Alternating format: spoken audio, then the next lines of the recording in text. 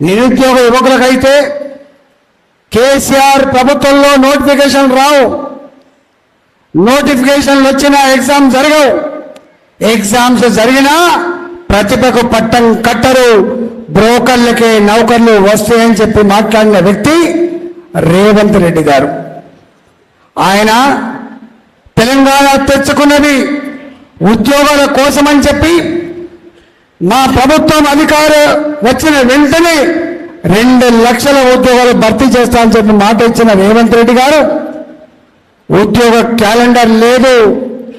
ఇవాళ టీచర్ల నోటిఫికేషన్ కావచ్చు, గ్రూప్ 2 నోటిఫికేషన్ కావచ్చు, ఇంకా ఇతరత్ర నోటిఫికేషన్ కావచ్చు, 500, 400, 11,000 తప్ప 2 లక్షల ఉద్యోగాలు నోటిఫికేషన్ ఇవ్వలేదు. వాళ్ళు పాపం ఇవాళ మొత్తం అలజడి వ్యాపించింది తెలంగాణ వ్యాప్తంగా.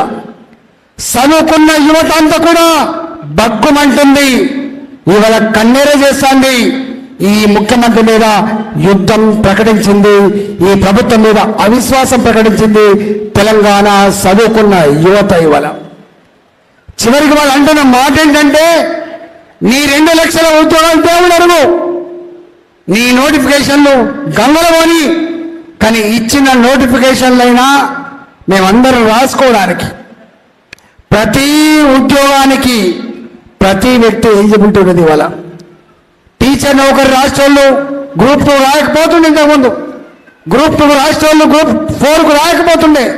కానీ ఇంజనీర్ అయినా పిహెచ్డి చేసినప్పటికి కూడా చిన్న నౌకరి నుంచి మొదలుపెట్టి పెద్ద నౌకరి వరకు రాస్తున్నాడు.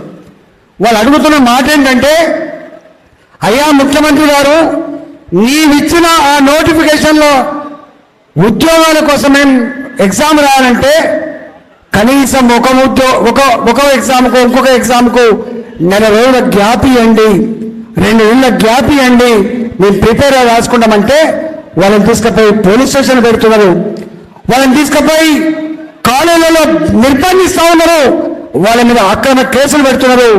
వాళ్ళు కనుక కోపం వచ్చి బాధేసి దీక్ష చేస్తే తీసుకుపోయి దవాఖానలో పడేసి దిక్కు దివాణం లేకుండా ప్రాణం పోయేంత వరకు చూస్తున్నారు తప్ప కనికరం లేని పరిస్థితి చూస్తూ ఉన్నాం.